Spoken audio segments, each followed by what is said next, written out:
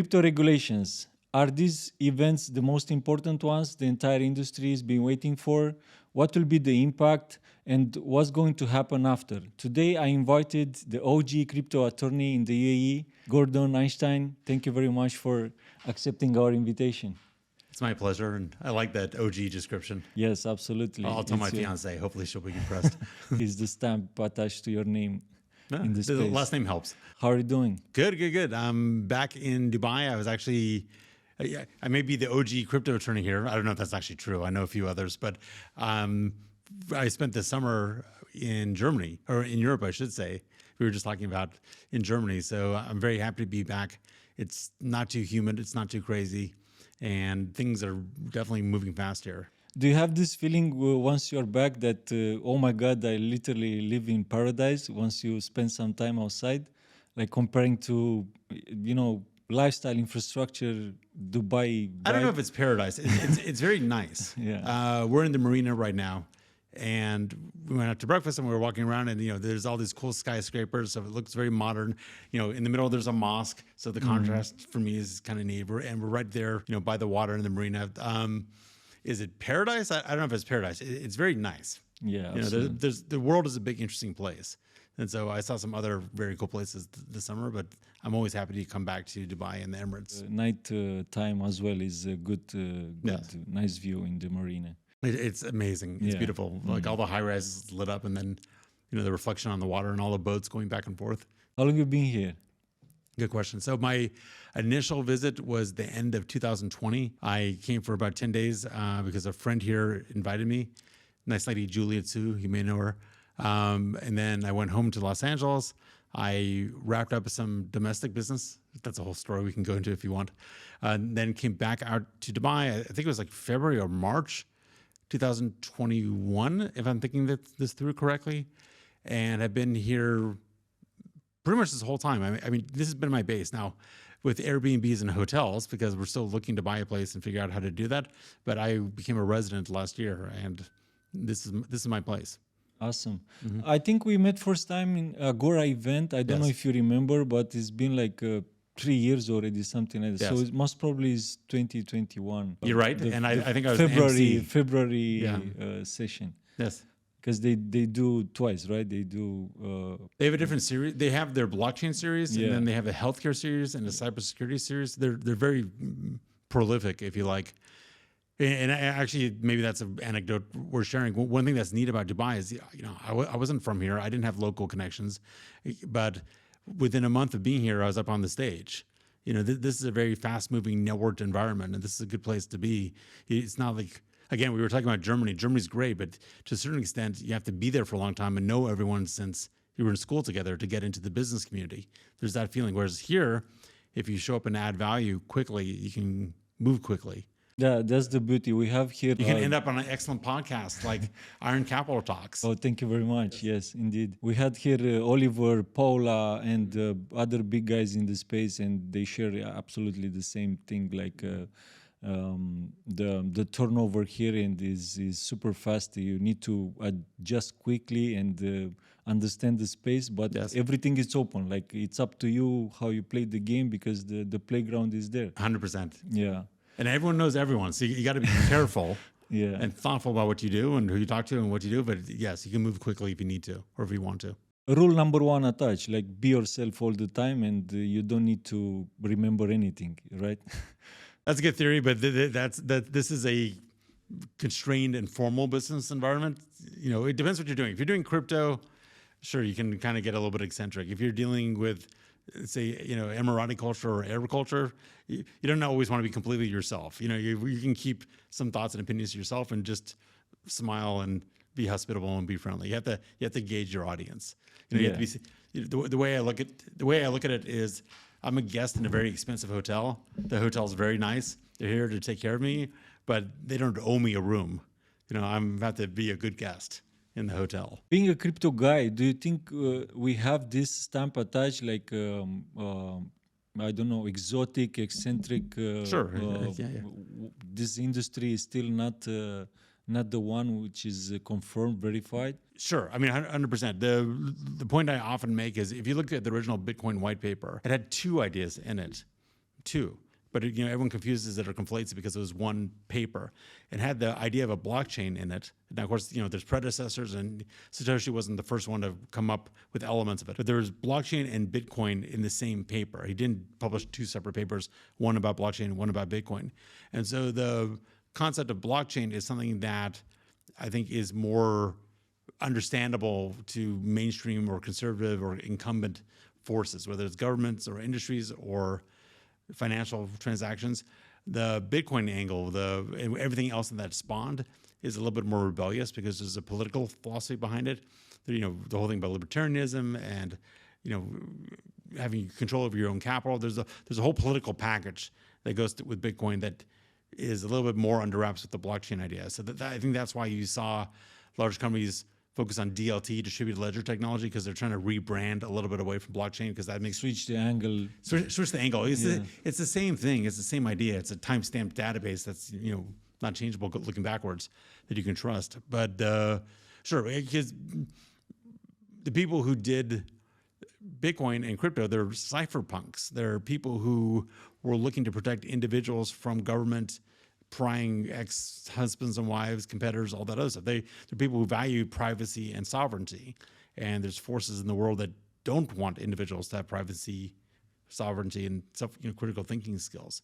So I guess it depends where you stand on the political spectrum.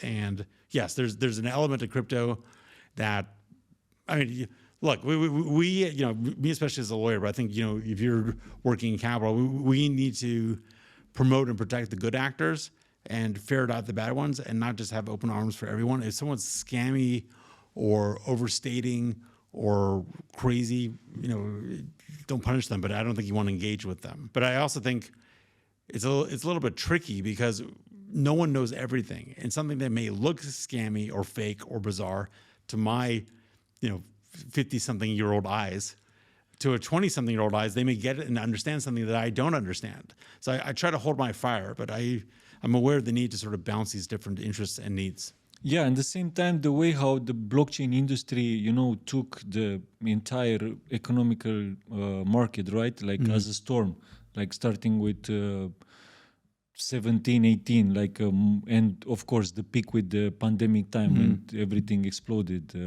Bitcoin 70K, right? So being playing in the market with the large scale of vacuum like this, absorbing the liquidity, obviously inside there are different types of people, this kind of people with bad intentions.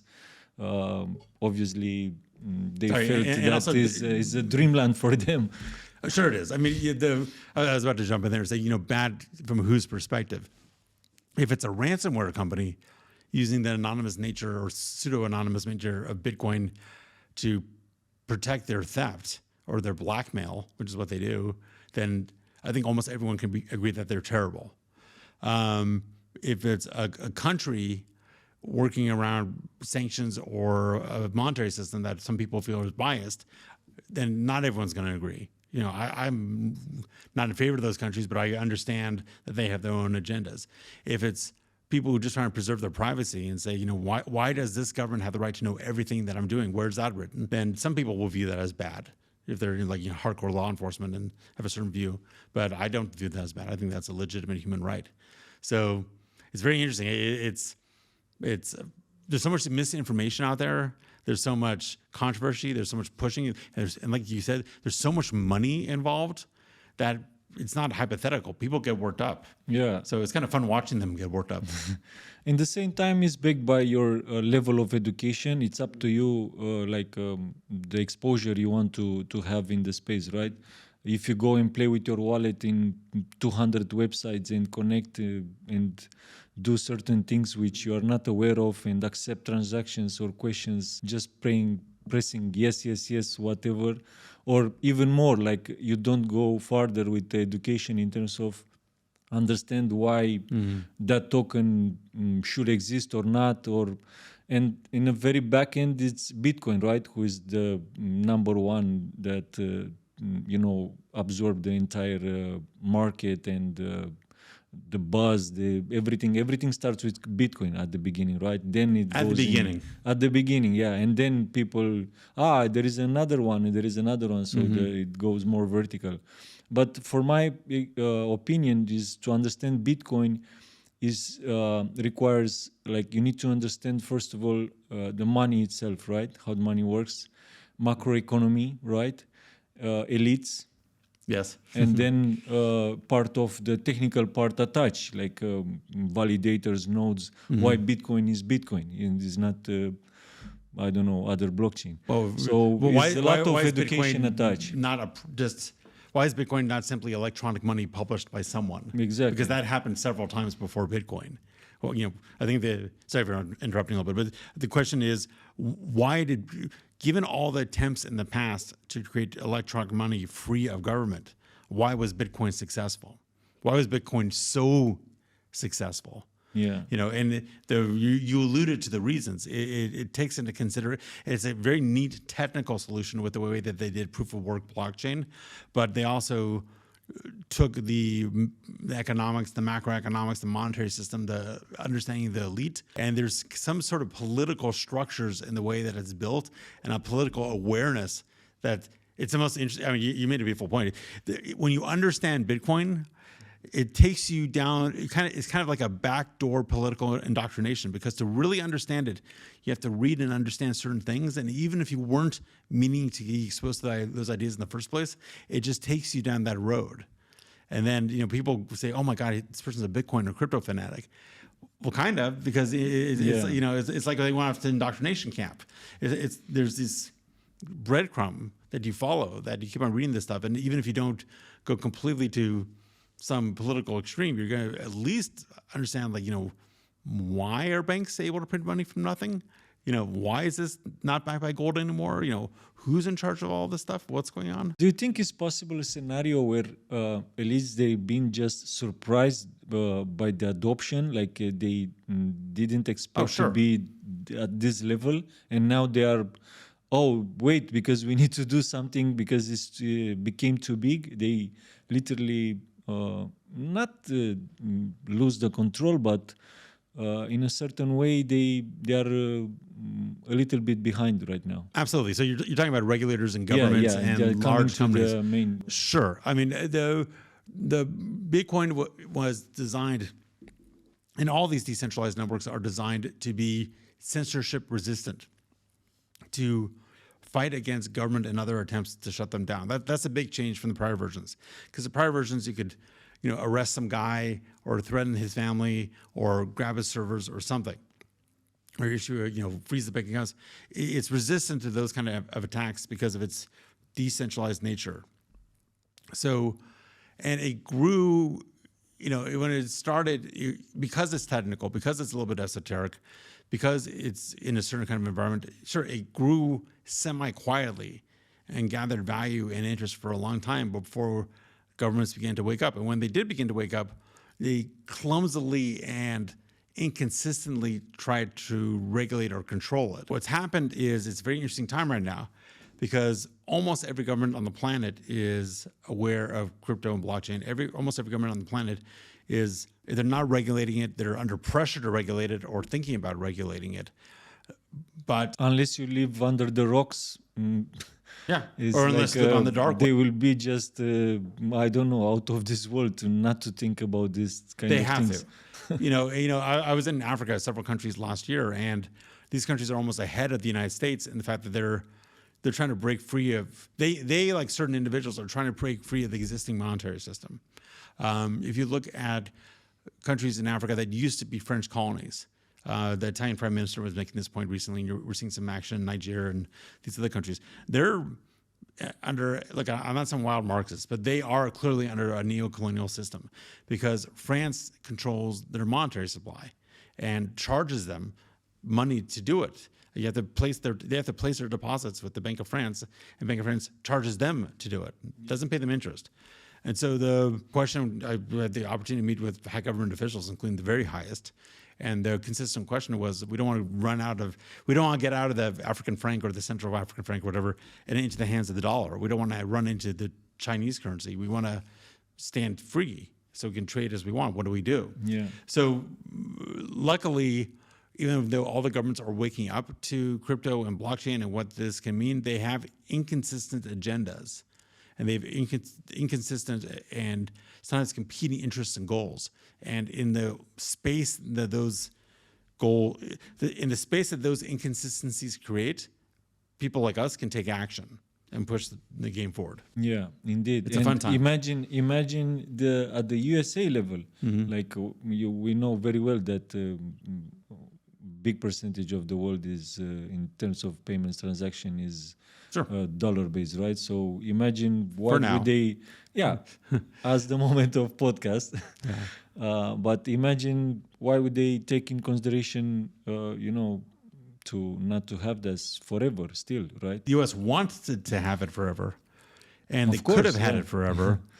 They really look. I'm from the U.S. I'm not anti-U.S. I just am unhappy with what the U.S. does, because I think it's generally a force for good in the world, and to see it undermine its own values and undermine its ability to act on those values makes me sad. But I think I'm a realist in that I see that the U.S. spirit is alive and well all over the world now. You don't need to be in the U.S. to have a monopoly on democracy. You don't need to be in the U.S. to be an entrepreneur. You don't need to be in the U.S. to have an education or to have a family or do anything. This isn't right after World War II.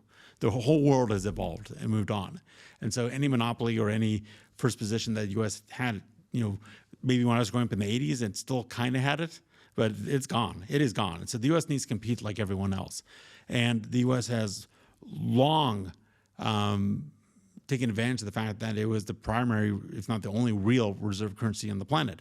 And they've long taken advantage of the fact that oil was priced in US dollars and that our military was backing up Saudi Arabia and all these other countries. And we've long taken advantage of the fact that the US Navy dominated the seas. And so this whole system was propped up on a structure that generally kept the peace, generally. Yeah, they did a good job. With a million footnotes. You're from Romania. I imagine that your point of view is that the U.S. system is infinitely better than Ceausescu and what happened before. Yeah, pro and cons, but obviously is a better time right now. Now, I think the U.S. wants the world to stay on the dollar. I mean, look what I'm not at all in favor of what Russia's doing with Ukraine, and the U.S. has tried to take action on that based on SWIFT and the banking system, but by doing that and by now being in a much weaker position, there's holes springing up in that system. Yeah. Right. You're seeing the BRICS countries talking about doing trade in their national currencies or forming a new currency. Yeah, And they already started. Yeah. They started. Now, I think the idea of a new currency is vastly overstated. I mean, look how long it took Europe. Europe is a developed continent with at least somewhat similar economies. And they took a long time to put the euro in place. And even then, with the economic crisis in 2008 in Greece and Italy and Spain and then all the problems, the euro barely worked. Okay, it's surprising it's still here and still doing okay. There's no way that India and Russia and China and Brazil can align their monetary policies in such a way that they can have one currency, but they may work out something similar to that, like a way to trade in their national currencies rather than using the dollar as a reference. And if they do that, the US dollar is in trouble. Do you think it's a matter of who is put it out there first, like in terms of regulations? Like my feeling is everybody has something right now, of course, at the country level, but they don't. Not because they can't, but they are waiting for guidelines. So people, I understand from the US, like. Yeah, like they don't want to get in trouble with Big Daddy because Big Daddy's angry. Like this is the feeling of okay, of course we can think for ourselves as well, but let's see if he's attached to the direction. Sure, to call it like that. Absolutely comfortable in saying that the U.S. and to a lesser extent Europe goes around the global South and says, "Here's what you're allowed to do. Here's what you're not allowed to do."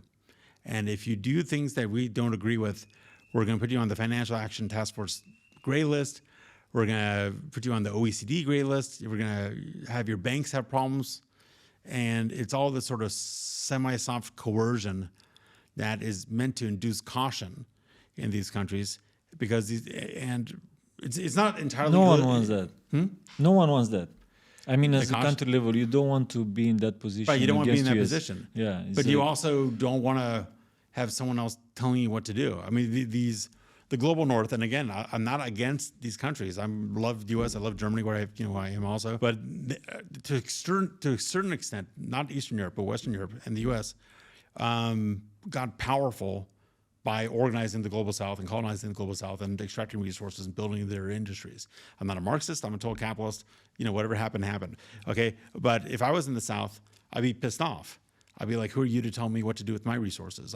We're 50 or 100 years behind because of you guys. And now you're telling me I can't come up with innovative regulations. I was in Central African Republic. I was in Guinea-Bissau. I was in Tunisia. I was in all these different countries. And these people want to develop their countries. They're serious. They're corrupt, but everyone's corrupt. Okay, Ukraine, which I love, is corrupt. I mean, everyone's facing problems. Okay, and no one's special. Germany has its own corruption. Russia has. No one's pure, but there are people in these countries that are really trying hard. I was in Tunisia. I was really impressed with the population, and I was in Guinea-Bissau, and they're serious. They want to grow their country. And the question is, when you have a system that's organized by someone else, how do you pull ahead? What do you do? So it's kind of fun to watch. Yeah, in the same time, I think there is a level of implication. Like, okay, of course, at the local level, you can do whatever you want. When you want to do things with global implications or something that will affect the circle, then is the point where we have to come in and say 1, 2, 3. My friend, it is a small world now. Gone are the days when something would happen in Angola and not affect Kazakhstan. Exactly. It's all one market now. Because even if you have a local surplus of copper in Paraguay, it's going to affect the spot price in Japan. And the nature of money and the nature of blockchain and the nature of crypto is this is on the internet. Everything by definition is immediately global. Right? There's no such thing as a local Bitcoin transaction because it's on the public internet. Right? There's no such thing as a local monetary policy or local anti-money laundering policy because this is a very connected world, and good people and bad people are looking at every possible location now. Maybe the COVID lockdown was a way, in some ways, designed to slow this down, but everyone's mobile. 90% of the population here in UAE is not from here. These are people who got up and moved, yourself included. Yes. I think our lovely film crew, I'll give them applause. I'll give them a shout out here. To everyone. The people who are in this room filming us now, I'm willing to bet they came here. Okay, so there's no such thing as local anymore. People, if they're motivated and talented and got skills like our crew here, they move around and they go where they're needed. So I think this idea that countries just keep your head down and then you won't get noticed, you're gonna get noticed. You get noticed fast now. So, absolutely. Where do you see actually Bitcoin, not in terms of like price point, but where do you see it in 5 to 10 years in terms of utility? Like, are we going to pay with our mobiles, our groceries with Satoshi, maybe not with Bitcoin? Not directly at the counter, but what we'll do is, for example, you see the penetration at this level of society, or you see it in terms of bank system, big payments, stuff like that? It's a good question. I'll say with some sadness or disappointment. Subtitle on the white paper was saying like a digital peer-to-peer cash system or electronic cash. I don't have it. I used to have it memorized. I don't. But if you look at the original Satoshi white paper, the subtitle uses the word cash. I think the word is electronic. Yes, I think so too. Yeah. And they would use the word cash. Yes. Because cash, he didn't say money. He said cash, and that's very specific. That's something that you have yourself. It's a bearer instrument. It's not in an account somewhere. You have it in your wallet or in your pocket or something, and you can go to someone else and transact with them directly without having an intermediary. But the neat thing about Bitcoin is you could do that transaction at a distance, which you can't do with physical cash. Okay, if you're in a different room, I can't pay you. I have to go to you or somehow send it to you. So, for a variety of reasons, I don't think Bitcoin will be used. I don't think we're going to take our Bitcoin wallet, go to and buy groceries with it. Now, why? Because people are number one buying it as an investment, or speculatively. You don't use your AT&T stock to buy groceries. You hold on to that stock, just to date myself, because you think it's going to go up in value over time. So I think the future, if Bitcoin's math works, it's an asset that increases in value over time. So why would you spend that when you can spend something else? I'd rather spend my dollars and hold my Bitcoin. Why would I spend my Bitcoin and hold my dollars? That's terrible with inflation. I want to spend my dollars and hold my Bitcoin. So that's one reason. Another reason is that Bitcoin, from a technological perspective, is a bit of a disappointment because it stopped evolving. Now, this is part of the issues in the community. This is maybe because there was a bit of capture by the financial institutions. There's an argument that that's taken place. It stopped evolving because the money is elsewhere. The money is with new coins or Ethereum compatible systems. And why develop on Bitcoin? And the number of Bitcoin people, there's no one really paying a lot of money to Bitcoin developers so that they make Bitcoin better. So people either do they don't have marketing team. Right. They don't have a marketing team, but they don't have a. Comparing to Ethereum, for example. Comparing to Ethereum. Right. There's no Vitalik. There's no Ethereum Foundation. There's not a whole bunch of people out there that Ethereum is made to be upgraded and improved over time. They have a whole roadmap and they're following it and they're pushing it. Do you see it as two different things, Bitcoin and Ethereum? Completely. 100%. Totally opposite, right? Not opposite. I mean, are lion and elephant opposite? But they're just different. Yes. Okay. A lion, an elephant, a whale. One's not better. One's not worse. They're not opposite. It's just they're different. So Bitcoin is a specific use case of blockchain, which is digital, like you said, digital peer-to-peer electronic cash, whatever they said. It's a specific thing. Okay. It is built for its application. Ethereum is more like a general compute machine. It is a framework or platform or a set of tools for building other things. It has this commercial part attached, which is, in my opinion, is going to overtake Bitcoin in the next, it might 6 years, but will be bigger in terms of market cap. But overtake, it depends what you mean. Sure, in market cap, maybe. Yeah. But that's like I'm saying. Are lions going to overtake whales? I don't know. But what does that even mean? Whales do whales and lions do lions. Bitcoin is doing money. Okay, Ethereum is doing distributed computing. Okay, with smart contracts and DAOs and all these other applications. Where are the regulators looking? Actually, they are looking and more to start with stable coins, for example, or they look at the entire picture and say, okay, we need to do everything because certain things which they can't exist. It's another good question. So first of all, your question implies that regulators even know what they're doing.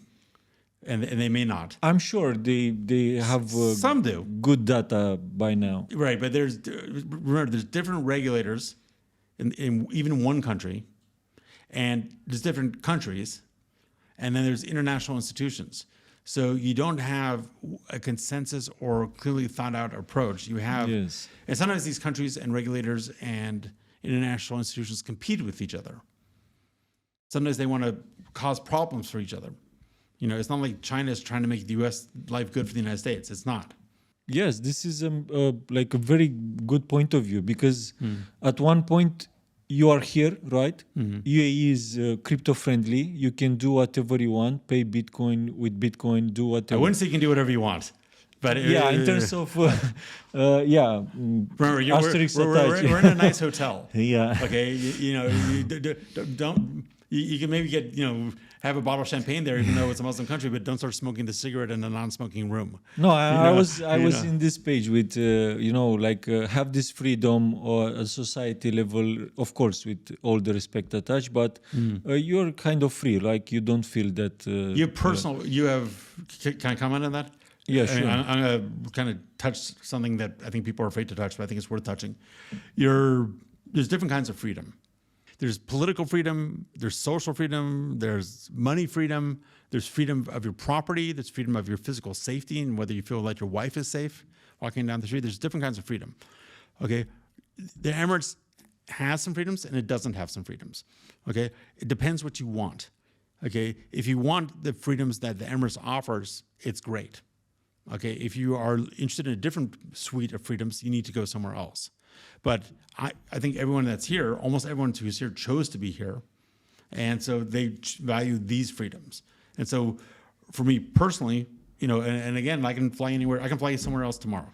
Okay? Absolutely, I'm here by choice. That's a freedom. Okay, that is a freedom. Yeah. Okay, that's a huge freedom. That's a big freedom that we're going to lose soon in the world as governments try to keep their people in the country so that they pay taxes. But my fiance can walk around, at 2:00 in the morning. Hopefully she doesn't, but and not have a problem. Okay, I can leave my iPhone on a table to hold it while I go order it. Come back and my iPhone will be there. Yeah. Absolutely. Okay, that is something. In Philadelphia, the U.S., a mob just broke into an Apple store and stole everything. So, there's different kinds of freedom. So here, I'm kind of going to riff on what you said. The regulators, this is a country with very close connections to the United States, but it's also friends with a lot of other countries, and is positioning itself to benefit from these different relationships. But they have to listen to their partners. They're not going to take orders from anyone, but they're going to listen to the United States and the EU and China and Russia and everyone else. And UK a little bit still, kind of, and they're going to be open to crypto because it's useful for them.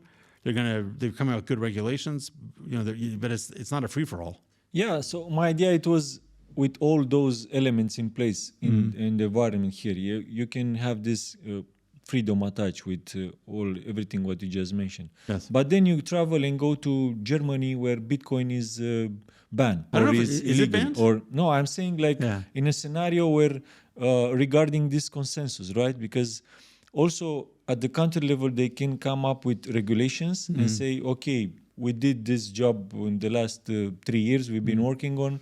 This is our guideline book, and then every single country has one, and then you see, oh my God, the Indonesian guys, they came up with some stuff like, what are you doing, And then the other part, Europe, like how would you... Isn't it great?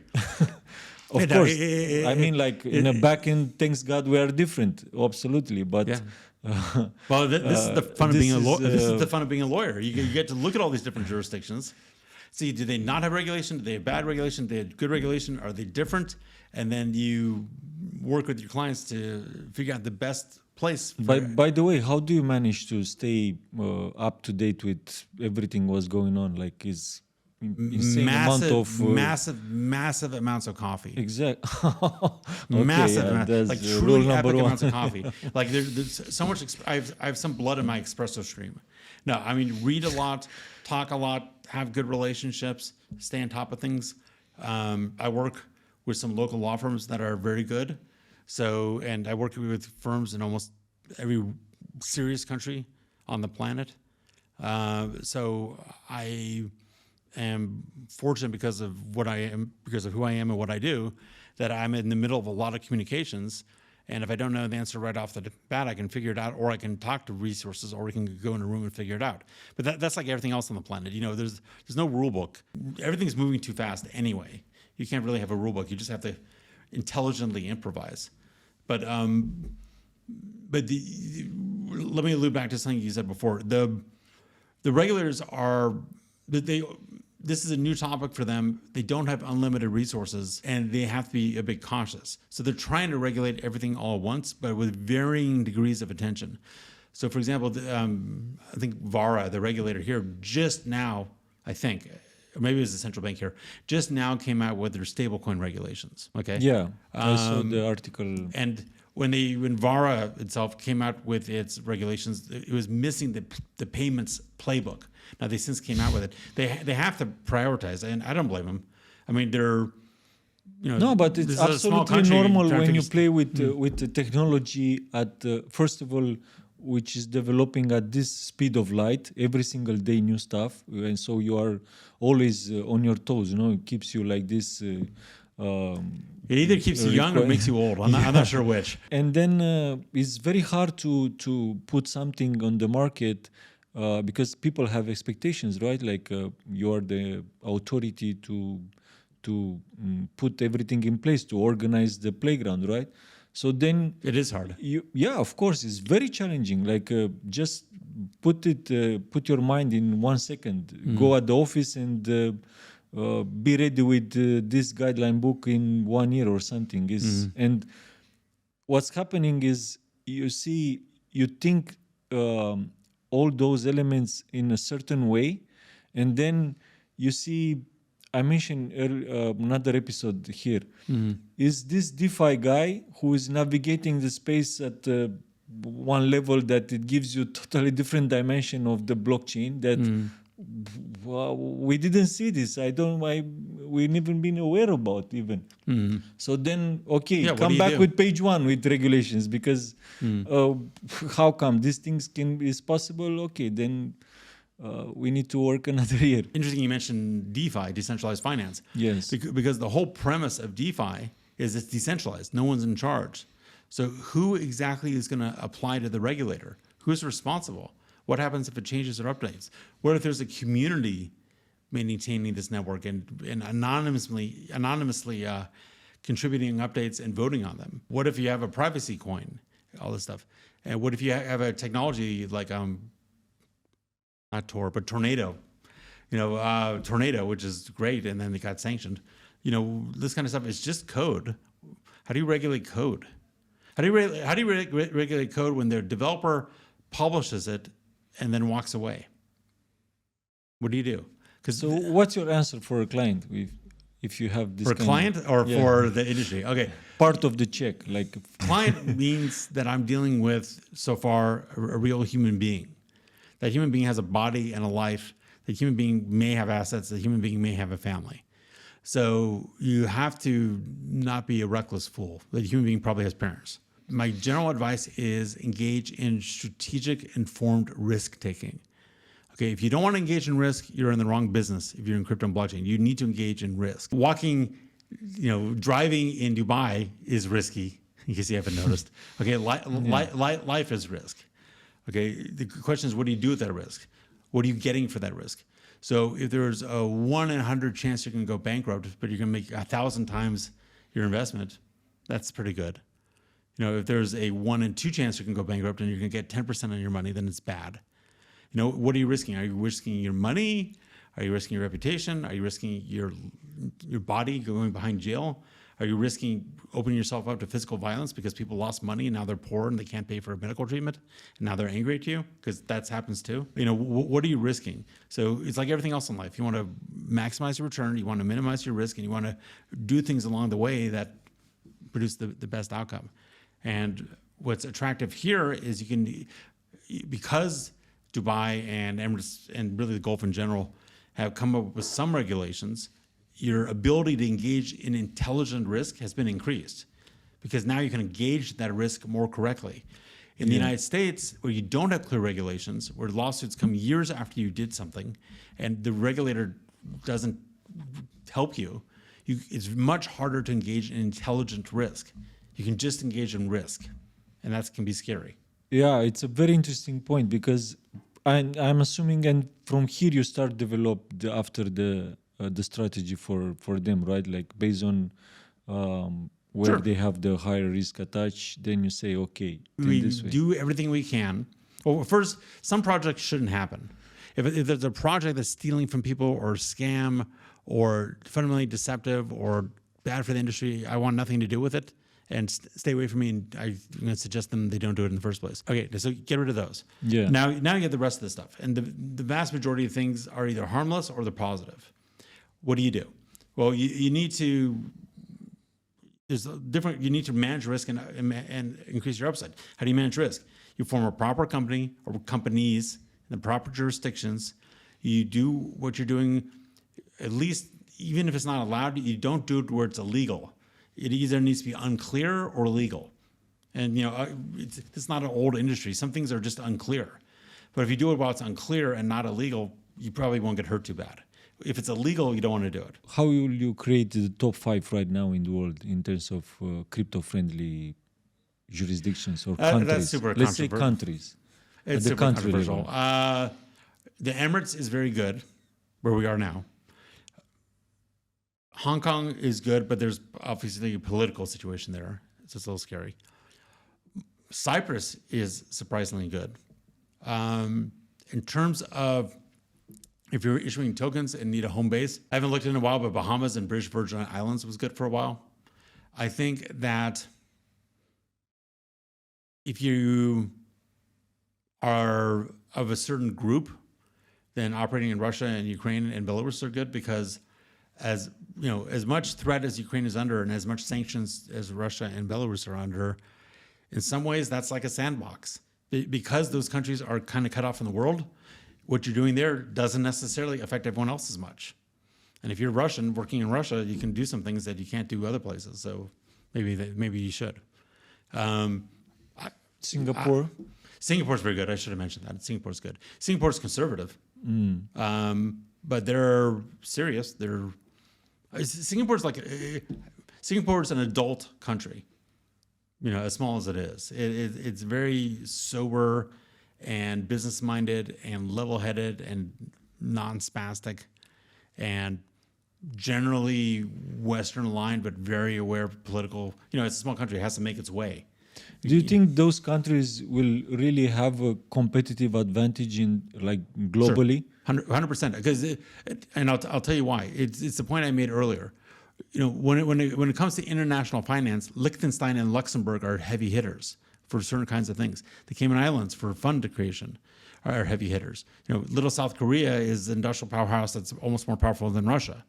When you're producing something that's not physical but software or works on a network, including a banking network, you don't need size.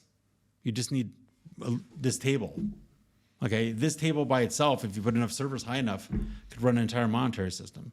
Right? Yeah. So the size is great when you're doing grain or mining uranium or building factories or trying to build up a big population. Size doesn't necessarily help you with a banking system or technology or a network. You know, one server can be the same as a country. So sure, they can compete. In fact, they've competed this way for a long time. All these offshore, and I'm using that in quotes, jurisdictions, whether it's Isle of Man or the Caymans or the Emirates here or Hong Kong, they've traditionally been offshore financial centers. They've been free ports.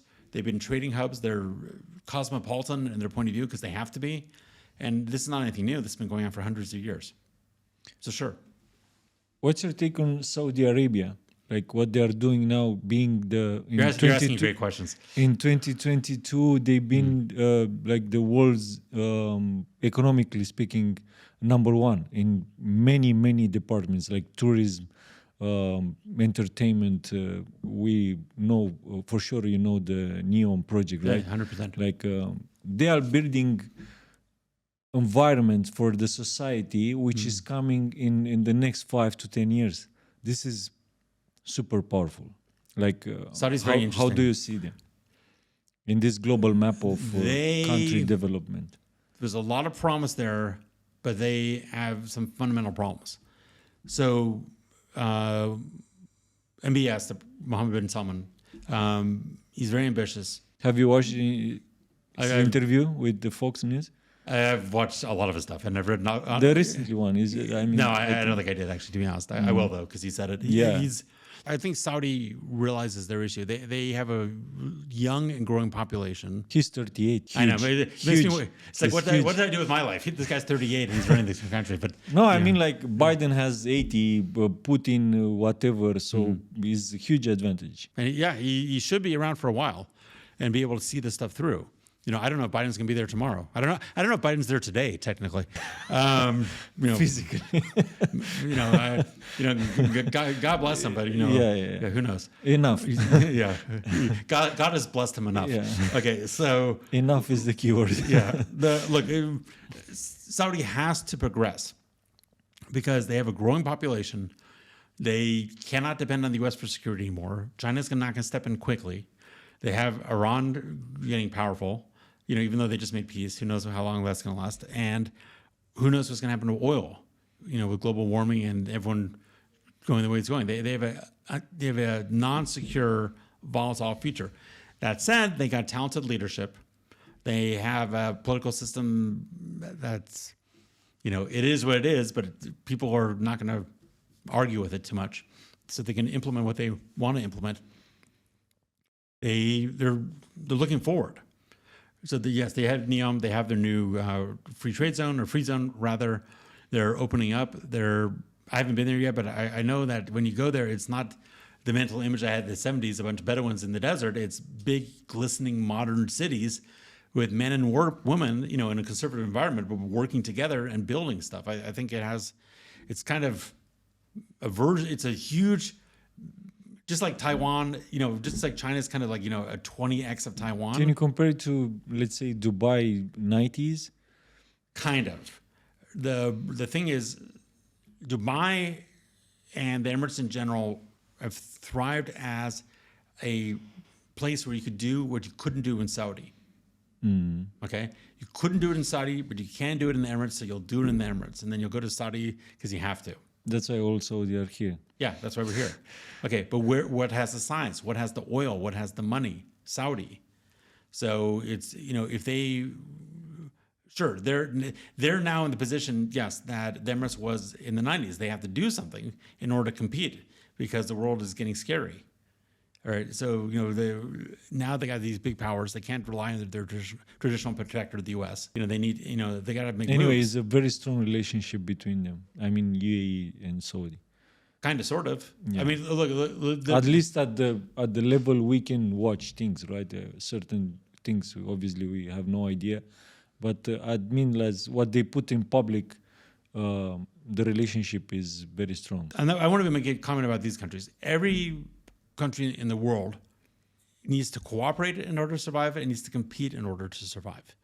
Every country on the planet, whether it's Luxembourg or China or Russia or UAE, whatever, every emirate within the UAE needs to cooperate and compete with other emirates. Yes. Okay. This is a culture that is very hospitable. They, have nice, strong clan relationships. They have the groundwork for working together. Okay, but that doesn't mean they work together perfectly all the time. And in some ways, the GCC countries cooperate in order to compete against others. But you can't say that they don't battle over the same investment dollars or the same technology or the same companies. If Saudi goes to Apple and says, "We want your Middle East headquarters to be in Riyadh and not Abu Dhabi," I could see that conversation happening. Yeah. Okay. And that doesn't mean that they have it out for UAE. I think they especially get along with Sharjah. And it's great. But, there's only so much money to go around. There's only so much investment, only so many corporate headquarters. So Saudi has to compete. It's not anything evil-minded. It's just they are a country full of people, and the MBS needs to provide for them. They need to be safe. They need to have a good life. They need to be around in 2040, 50, and 60 when the U.S. is no longer here. So they have to do certain things. And anyway, the number one rule of the game, like everyone is aware of, is the national interest is rule number one.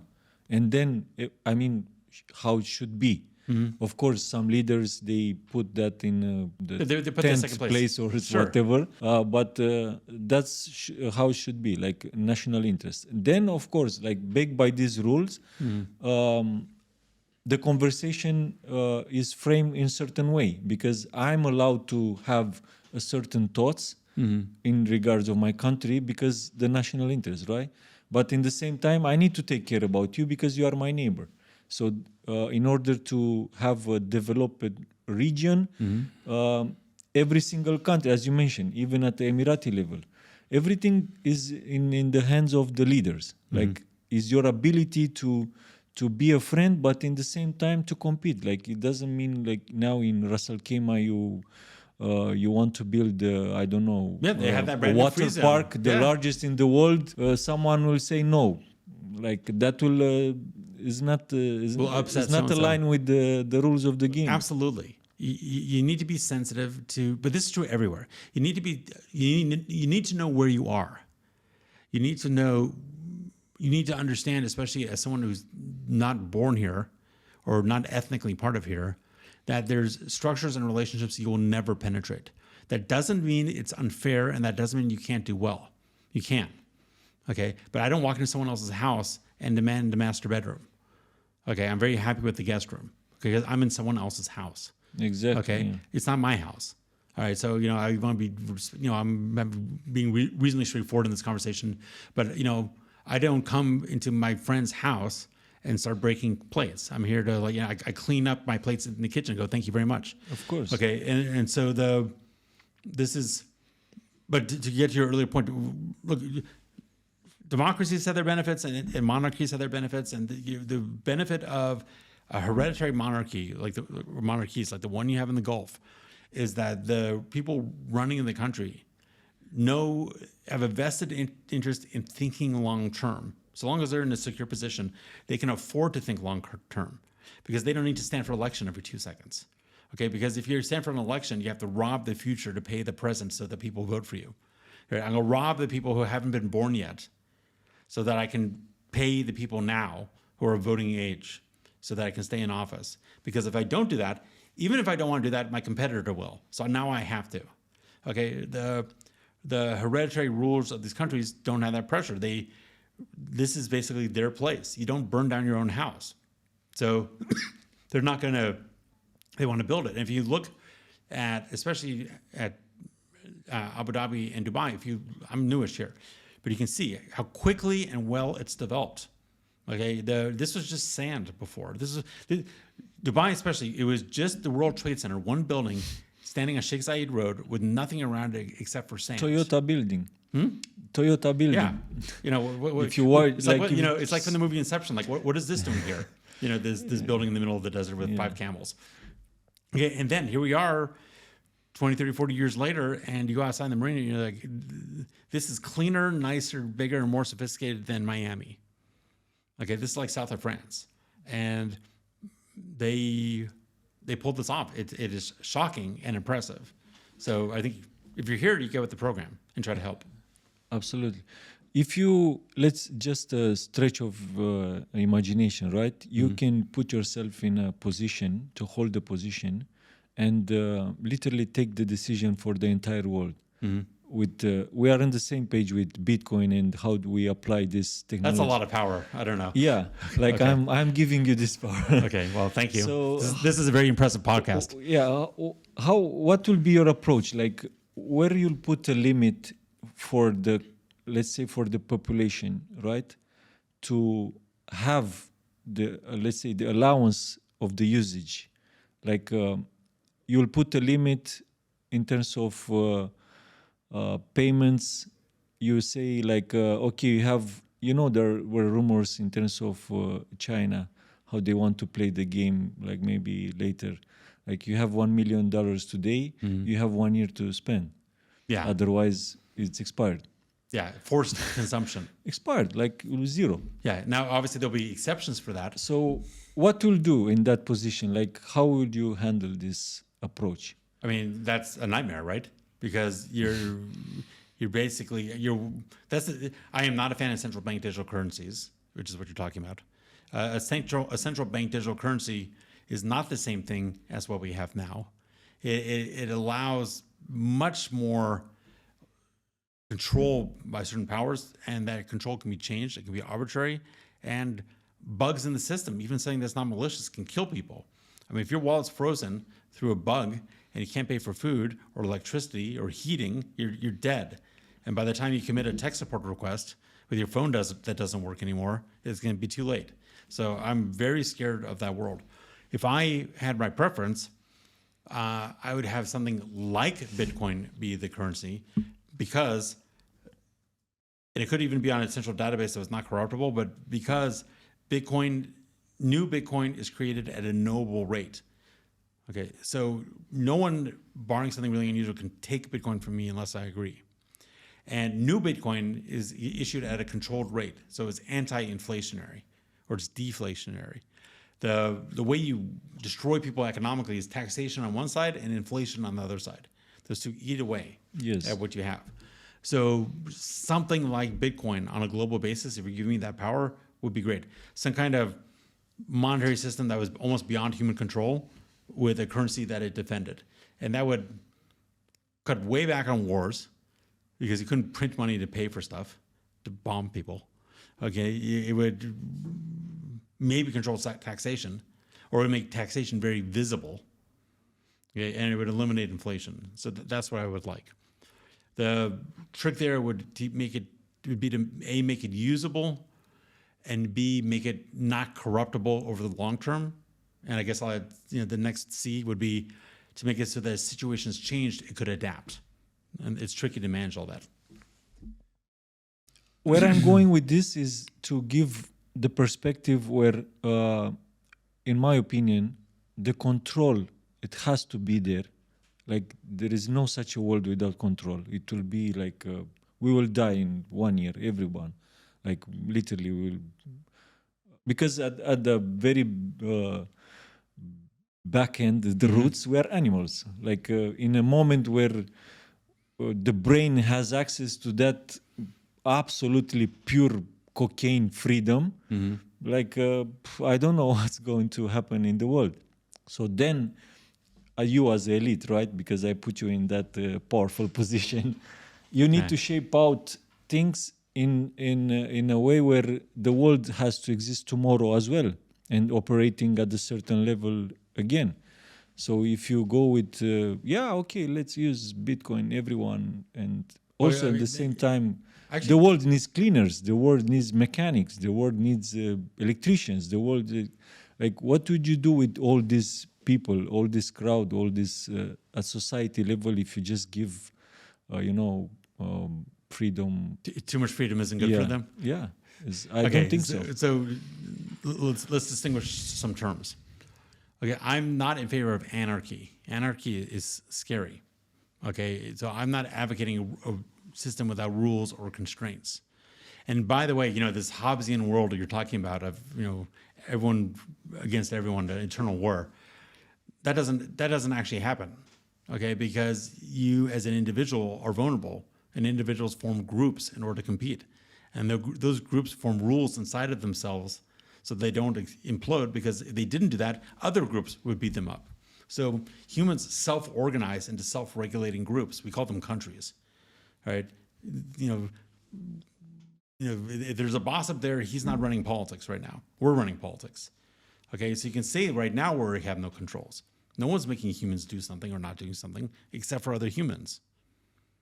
Okay, so we're already in a system without an external control. Every rule right now is a rule that was made by a human. Okay, and no one put that human in charge except for other humans. So what's the difference? I'd argue that Bitcoin is even more under control, because if you look at what happens with money in every country on the planet, even countries like Germany that have a very strict monetary policy, they eventually lose control, and eventually inflation takes over. Eventually, that's because humans are in charge, and humans feel pressure, and humans want to benefit themselves. When you have something like Bitcoin, there's no human in charge of the currency. It's just code, and that code doesn't need to eat. You can't bribe it. It doesn't need to get reelected. So it's much more under control than what we have right now. Some things humans may need or want to outsource certain things that they don't do well. It's a little scary to think about that, but we may want to. Because, if you're holding dollars right now in large amounts, you got a real problem, because you're losing 5% of your purchasing power every year. Is that under control? We don't know what next year there's going to be 20% or 1%. That's not under control. I can't plan. Indeed. We can come back to the earth and think about it like a small company, right? Mm-hmm. Like a startup. You have 10 employees. Mm-hmm. If you just give freedom to them and do whatever they want every single day at the office without SOPs in place, without the proper management, without a vision, without the mission, why you come at the work, how much we make, how much you are getting paid, all those things like that make the entire company successful. At the larger scale is quite similar, but of course this topic can go endlessly. Can I actually mention that one real fast? Yeah. Okay, I believe in capitalism, I believe in organization, I believe in companies, I believe in rules and responsibility and all that other stuff. But just taking your example, okay, that's kind of like an Italian workers' owned company. Of course it's not going to work. It's ridiculous. But what's going to happen is those people are going to be unemployed very soon, because that company's not going to work. So even under that circumstance, the company that people look, you're free to do whatever you want, but if you're here, you have to do this. That is eventually going to win. Okay, the company that people have bounded or controlled freedom is the one that's going to win. You can't steal, but you can come up with a new product idea, and you can bring it up, and we can vote on it. All right, so freedom sounds all great, but those systems inevitably crash, and the ones that are more organized eventually win. And people, because they have a survival instinct, they eventually join the more organized groups. Of course, the weak ones will be it's more comfortable to stay part of the group because you can go unseen more often than. Is it weak or is it smart? Who wins? Yeah, it's a different approach. But I mean, like if you really I don't think want it's weak to be part of a group. I think groups are great. But you can, like, nothing's absolute. Do I want to be in a group that's oppressive? No. Okay, but to accomplish big things in the world, you need to work as teams and groups. It is very hard as one person to accomplish something big without working with someone else. It happens. You can do it alone, that's for sure. Sure you can, but 99%, sure you can build a dam. Okay, but 99.99999% of dams that are big now are built by groups. Yeah, absolutely. No, the power of group is absolutely we've gone very far. This is a very philosophical podcast. Yeah. Actually, I'm a lawyer, by the way, everyone. In case you know, it's Crypto Law Partners. Yeah. I'm a lawyer. I focus we are on crypto. the regulations page, guys. Still there. Not we haven't. I don't mind this conversation, but just so people know, I'm a lawyer. I'm from the U.S. I do crypto. I do corporate. I do tax.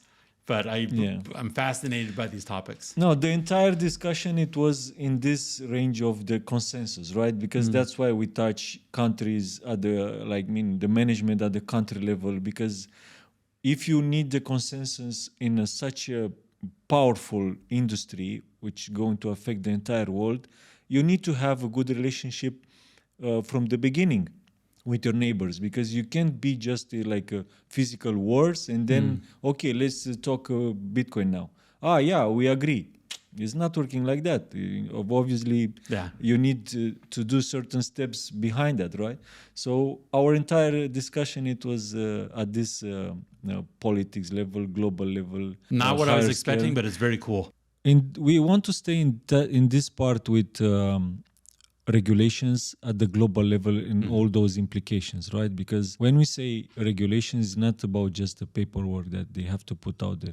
It's a matter of intergenerational decision, right? It's like they will affect literally for the next very solid years the entire, mankind, if you want, right? So staying back to the regulations, but I want to touch with China, because obviously as a very powerful country in the world, they will have a very solid point of view in this technology aspect. So at their level of control, and I'm sure you heard about that if you cross the street in China. Sure, the social credit system. Exactly. So if you cross the street illegally, you jaywalk. You cross the street, so let's say you violate the rules, right? And then you are scanned. They know everything about you, starting from, let's say you have your face covered, but then they can analyze how you walk. They can gait.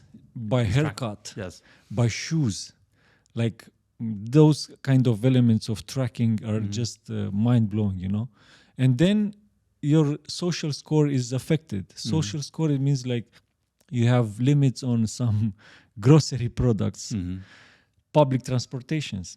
Like literally you'll be available just from 11 p.m. to 12 a.m. That's it. So it's very like a serious problem, which is happening. It's not something they want to do or they want to implement. It's happening right now. Yes. Those are the rules there.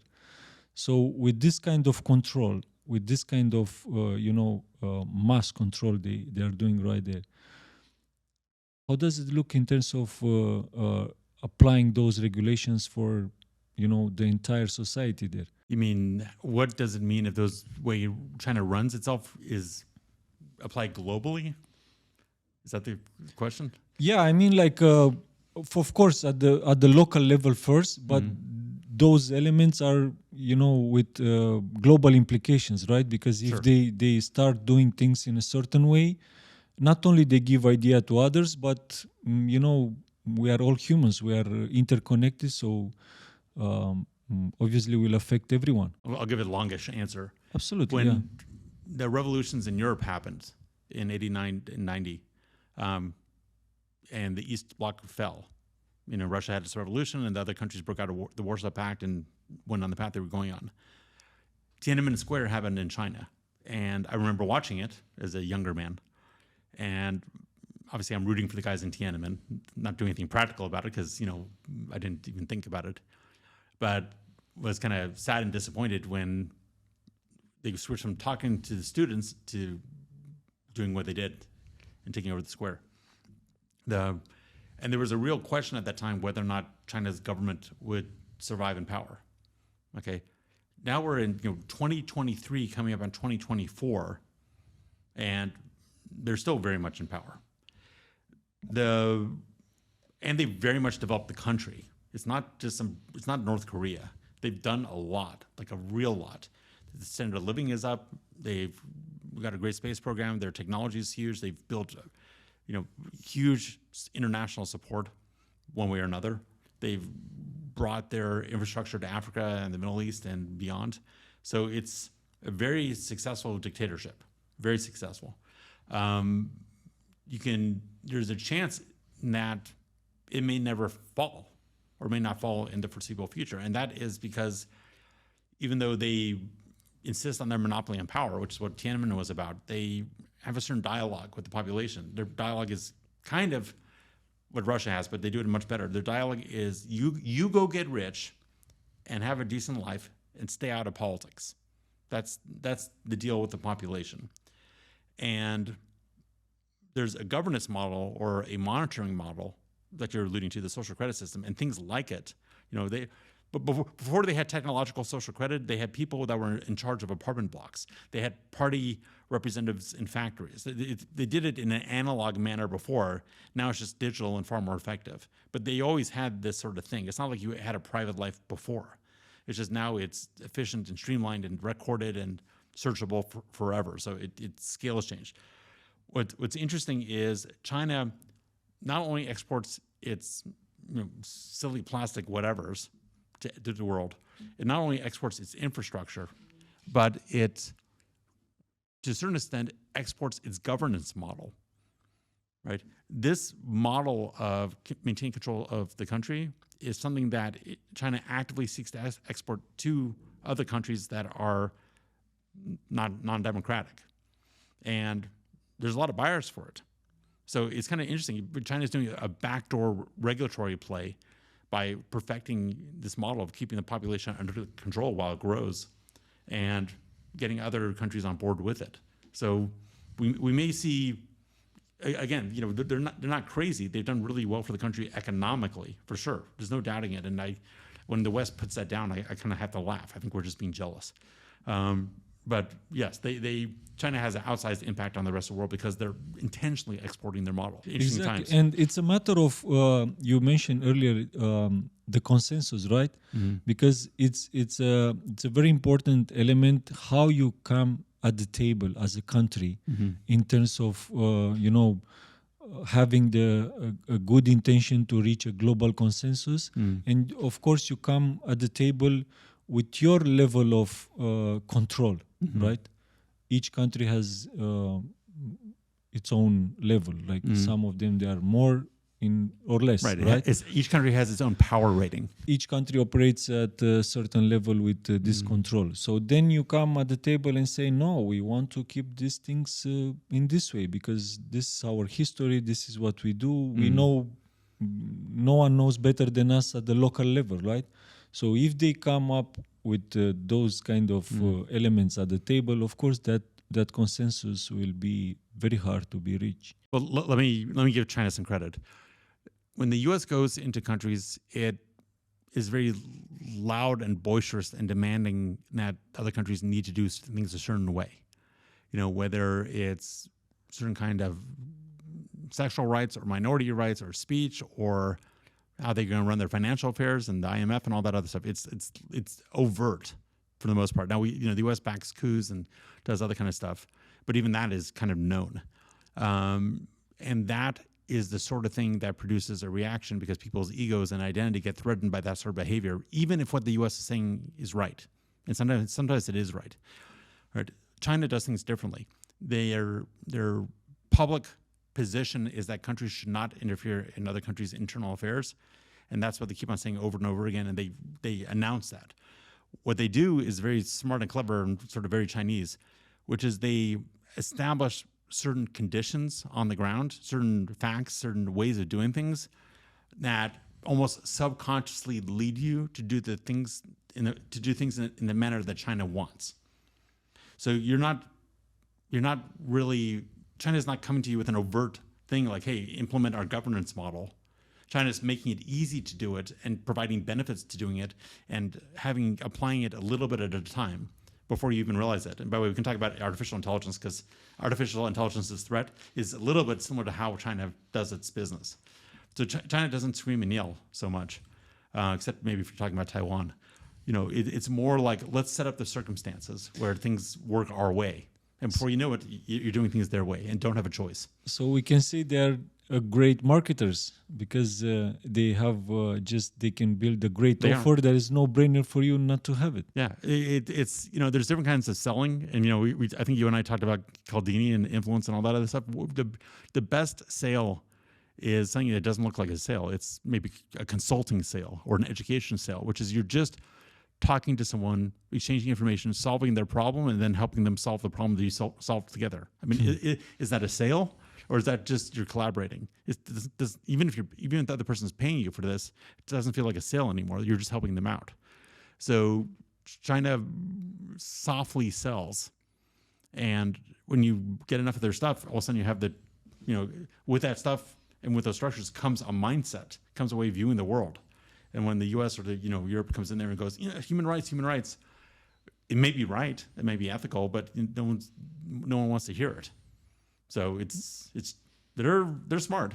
They're very smart. Absolutely. It's a very powerful country, and together with the USA, biggest economies in the world, right? Like in terms of GDP, is USA, I don't know now, by I think around 26 trillion, something like that.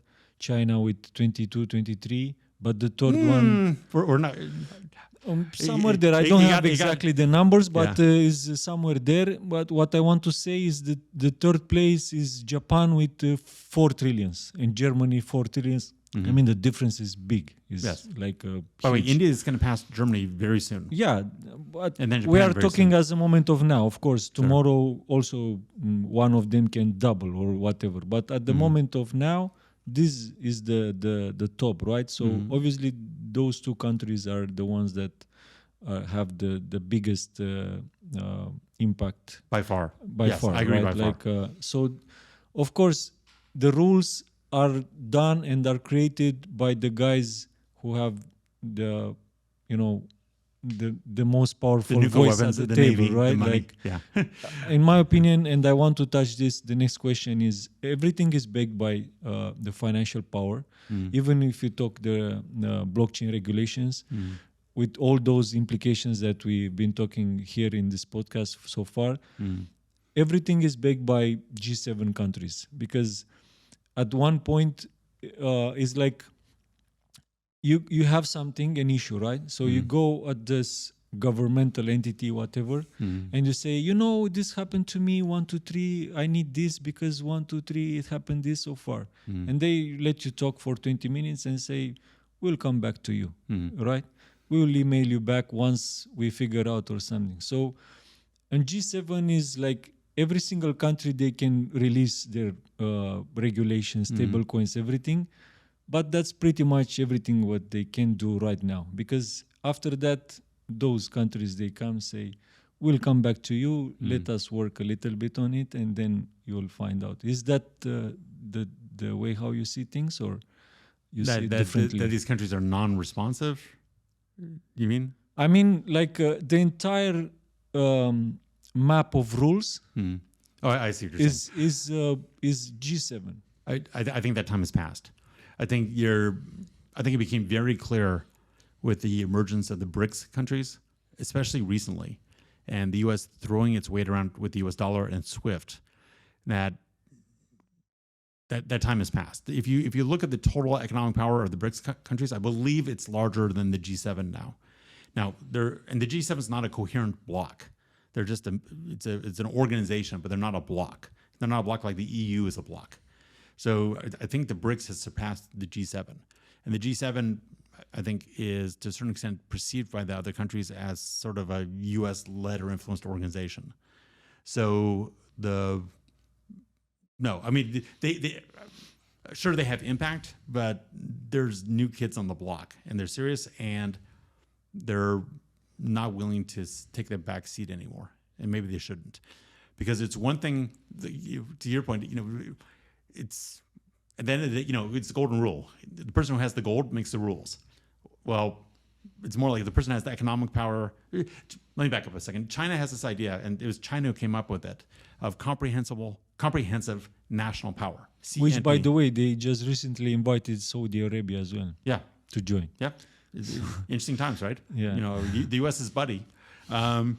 So the comprehensive national power of these countries is increasing. And if you look at Europe and what's going on there, if you look at politically and demographically, and if you look at the U.S., those countries are in a decline right now. So is Russia, by the way. But India is not, and China's in a slight demographic decline. But India is not. So, and India is pretty strong in saying, why are we accepting the Western narrative? We are an ancient civilization that's been around for thousands of years. Who are they to tell us what to do? I personally feel that's a little bit myopic, because ideas aren't necessarily Western or Eastern or Northern or Southern. Ideas are sometimes just ideas, and you have to evaluate them independently. But I think the rest of the world is tired of being talked down to. So if the G7 does say something, then you know what? People like me can come to Dubai and do something else. So let's see what happens. Yeah, of course, it's a very interesting environment, and it's a tough one right now, because, as you mentioned, those roles are looks like evolving extremely quickly. It's not going to be the same environment, and the difficulty level is very, very high. So, sorry, let me jump in. Like, imagine we're in 2023 right now. For everyone watching and listening, imagine 2035. Okay, imagine 2045 or 2050.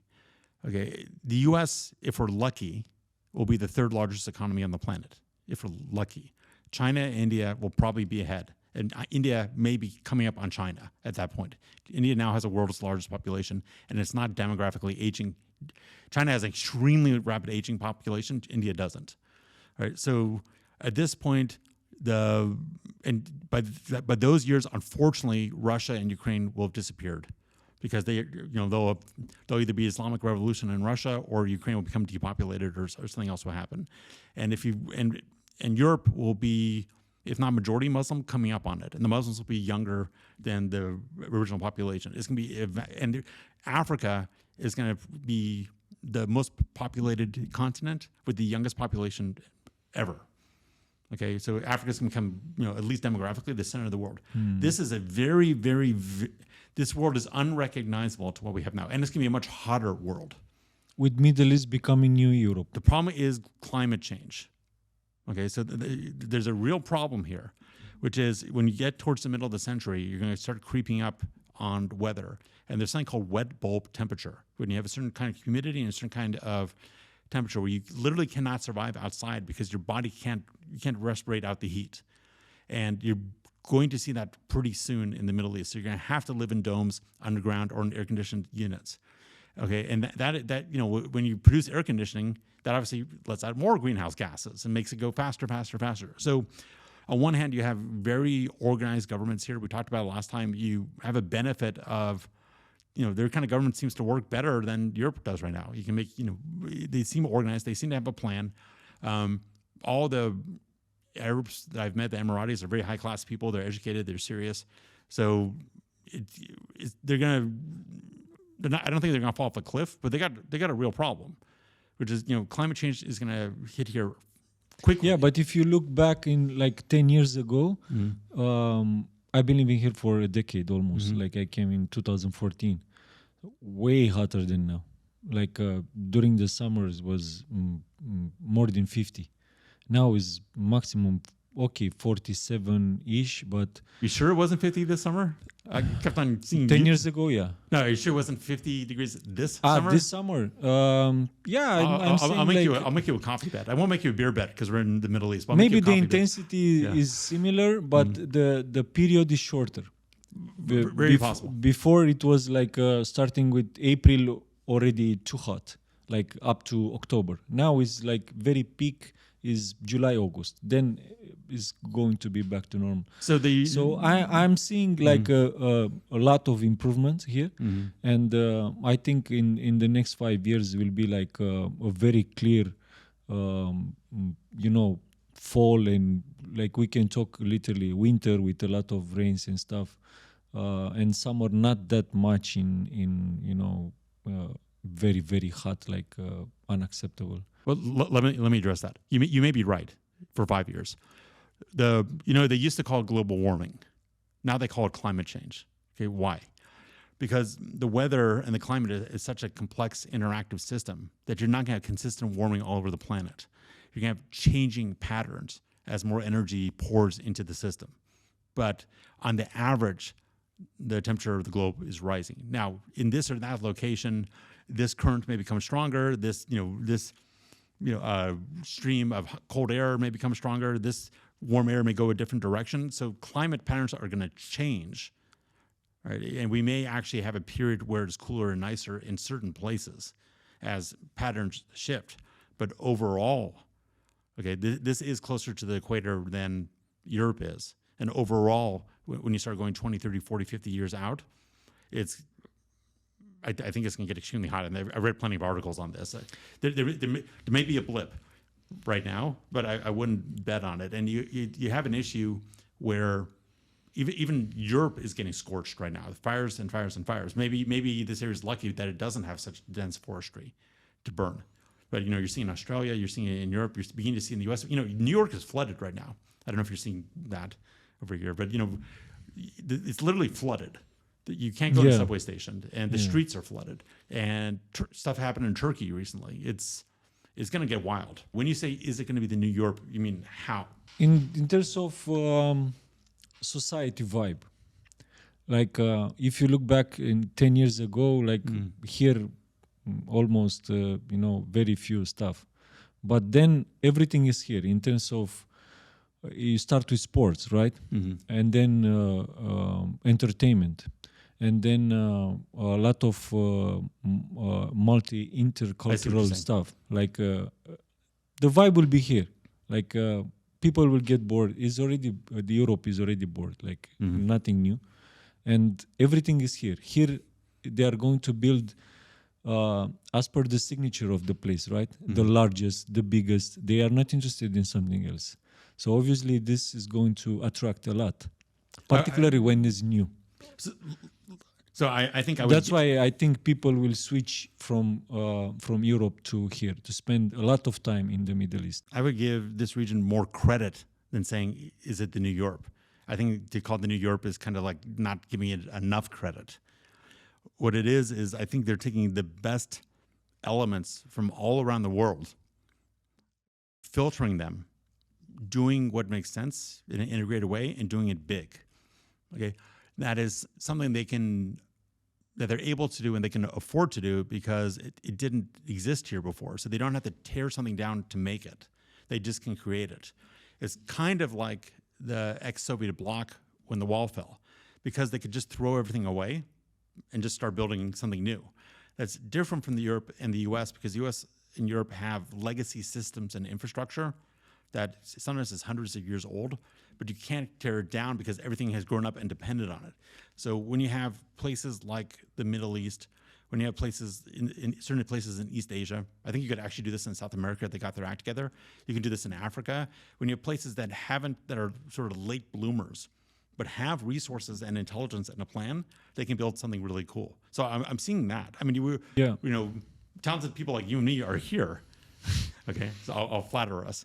Okay, they're also in Portugal, but a lot of them are coming here, right? They're around the world because it's attractive here. And as it gets bigger and grander and more exciting, more of them are going to come. But it's a interesting composite society because it's not the Emiratis who are consuming all of this. They were already here and having a good life. They're choosing to build something that's attractive to expatriates or immigrants or visa holders, not even necessarily immigrants, right? It's a subtle difference. And for their own purposes, inviting all of us in here. Okay, and I think we understand that and think it's a good deal and choose to come. From now on, up to, let's say, end of March, Dubai is #1 location in the world.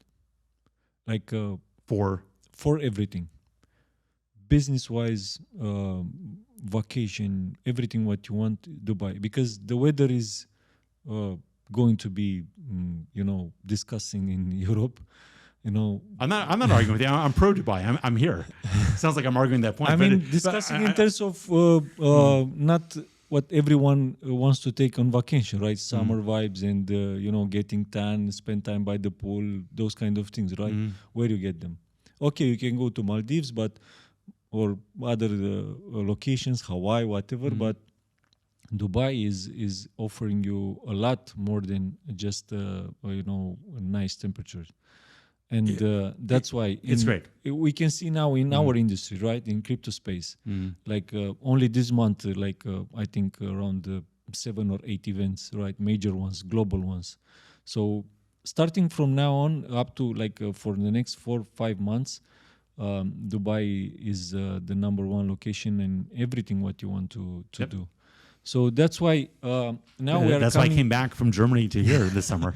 Obviously, yeah. We talk a lot when we cover a lot of aspects, but I want people to understand that the dimension of this regulations, because with all those elements in place that we've been talking about at the country level, like your neighbors, the relationship you have with them, and then when you open the discussion for such a important regulations, right, for such an industry, you should, had outstanding relationship with that neighbor.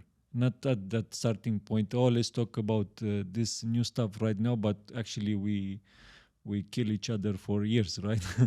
So that's obviously not the way how you are supposed to do it. And then this financial power, right? Like each country has its own level and its own input. Now we are coming back into the MENA region and the players who are in this part, particularly the UAE, right? Because we've been living here for a while. How is this regulation map looking like in the UAE? Who does what? Who does what? That's a great question. So crypto and blockchain are fascinating because they cover multiple areas, which causes regulatory confusion because multiple regulators believe that what crypto and blockchain are involved in is their ambit or their jurisdiction. Because it's a tool, crypto and blockchain are a toolbox. And with that toolbox, you can build anything. You can build transport, you can build finance, you can build medical systems, you can build anything. So what's caused a lot of confusion around the world, especially in the US, is you'll have many regulators. You'll have the Treasury, you'll have the SEC, which is Securities and Exchange Commission. You'll have the CFTC, which deals with commodities. You'll have local states. You'll have cities, different levels of court, all attempting to regulate and give their input on the topic. And then if you're an entrepreneur in the US, you don't know what to do because they're all either not helping you or they're saying things, but those things are different or contradictory, and you can't solve anything. You can't get anything done. So you're forced to take an inappropriate amount of risk. What happened in Dubai specifically is pretty exciting. They did something that I don't believe any other country or jurisdiction has done. Dubai is obviously an emirate, not a country, but any other locale has done, which they established a single regulator that entirely focuses on virtual assets. Okay, it's VARA, Virtual Asset Regulatory Authority. This is a breakthrough because rather than saying this kind of crypto goes to this regulator and this kind of goes here and this kind of goes here, VARA just says, look, if it's crypto or blockchain, it's us. Maybe it's someone else, but it's always us. So come to us. And now I don't need to hunt around and wonder who else I need to comply with. I can start with them.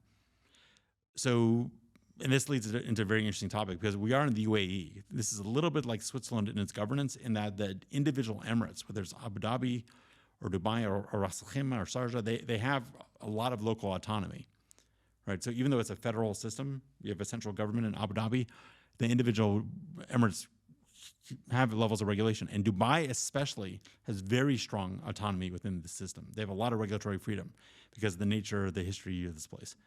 So interesting thing emerges. On the UAE level, you have ESCA, the Emirates Securities and Commodities Authority. That's the national federal regulator of these topics. And a lot of crypto relates to securities or commodities. So theoretically, they fall under ESCA. Okay, but ESCA and VARA have reached an agreement with some nudging from the Federal Council, where ESCA says, look, these are our rules for crypto, but if there's an appropriate emirate-level regulator who does a good job, I'm paraphrasing, we're going to mostly defer to them. Right? So think what that means. You have a national regulator, and an individual emirate regulator is almost a peer of that regulator because of the deal they've made. It's a very unusual situation. So VAR's cool, and they're getting their act together. It's a new area. There's a new office to come out with new regulations. Obviously, there's some uncertainty or movement, but it's a fascinating topic. I'll also add that everyone coming to the UAE should be aware that there's 2 financial free zones here, only 2, by law. Okay, it's Abu Dhabi Global Markets, okay, ADGM, and Dubai International Financial Center, DIFC. Those 2 free zones only have their own financial law that's separate from ESCA and separate from VARA. So if you set up in DIFC, you don't have to worry, in quotes, of course you have to worry, but you're mainly focused on qualifying and operating within DIFC. You don't have to worry so much about VARA. You don't have to worry about ESCA. Okay? If you're outside of those 2 and not in Dubai, you worry about ESCA. Okay? If you're outside of those 2 and in Dubai, you worry about VARA mostly. And so it's a patchwork, but it's pretty straightforward. What about the other Emirates? Like everything falls under federal level, right? If they don't have a local... If they don't have a local regulator, it all falls under ESCA Exactly. or the SCA, depending how you want to say it. Now, Ras Al Khaimah just came up with its own large free zone that's oriented towards gaming and crypto and blockchain. That's sort of a breakthrough. Sharjah, I think, could make some movement here. They just haven't yet because it's a little bit more conservative. But yes, if you're outside of Dubai, it's ESCA for now. But maybe just for now. And what's the trend, let's say like that? Like what they literally want to achieve? Like obviously we know that they put a pin on the crypto global market being one of the most important players, crypto-friendly countries. They absorb a lot of startups in the blockchain. But what's the aim there? What they want to achieve at the higher scale? Big picture. UAE is a small but wealthy country. Most of the oil in the UAE is in Abu Dhabi. Most. That's right. Okay. Very little is in Dubai and the other Emirates. Okay. Dubai on a local level, UAE is cooperating and competing against Saudi Arabia. And within UAE itself, we can say that Dubai and Abu Dhabi, I don't know if competing is the right word, but they're both pursuing their agendas and they both want to maintain their autonomy and they both want to be successful within the UAE. So it's a very interesting duopoly here in the UAE. So if Dubai doesn't have oil and doesn't want to live on handouts from the central government, it has to do something. It can't just sit there. Okay. And so what Dubai has done for its entire modern history is act as a trading hub. Okay. At first it was pearls. Okay, and you had the Dallas, and it was a very scenic situation. I wish I'd seen it. But the leadership here leadership in the entire country is actually extremely impressive. But focusing just on Dubai, they have to have a sub-national strategy on what success means and how to achieve it. Success could just mean maintaining the traditional way of life and not worrying about foreigners. Some places do that, okay? But they didn't go that route, okay? Their definition of success is we want to have a thriving, multifaceted economy. We want to have a certain brand in the world, like you said, the biggest and the best, and the cleanest and the safest. We want to attract certain classes of people. We want them to have productive, fun lives here.